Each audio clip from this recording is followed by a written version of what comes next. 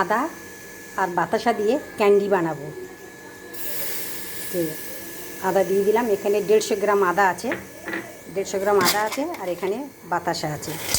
এটা মেল্ট হতে দেব। তো এটা গলা খুসখুস করলে, সর্দি কাশি হলে একটা মুখে রাখলে খুব ভালো লাগে।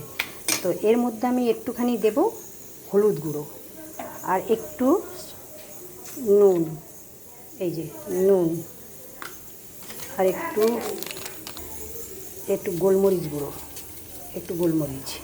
এই আদার ক্যান্ডিটা খুব ভালো লাগে, গলা খুসখুস করলে, ঠান্ডা লাগলে, সর্দি কাশি হলে খেলে ভালো। তো এটাই বানাচ্ছি। তো এখানে আমি আদার ঝাঁজ তো আছেই, তার মধ্যে গোলমরিচ দিয়েছি, আর আমি একটু দেবো হালকা লাল লঙ্কার গুঁড়ো, তাতে বেশ ঝাল ঝাল হবে আর গলাটা বেশ ভালো লাগবে খেতে। তো এটা আমি একটু হয়ে যাবে, আটালো ভাব এসে যাবে, তারপর আমি একটু জলের মধ্যে ফেলবো। জলের মধ্যে ফেলে যদি ডুবে যায় তাহলে জানবো যে এটা একদম রেডি হয়ে গেছে, হয়ে এসছে। আমের আদার ক্যান্ডি হয়ে এসছে। তো এটা হয়ে গেছে।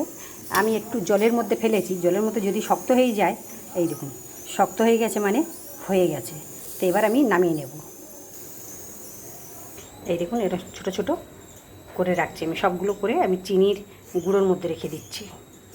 পারেন আবার আদা লজেন্ট বলতে পারেন, লজেন্টও বলা যায়, ক্যান্ডিও বলা যায়, যা বল।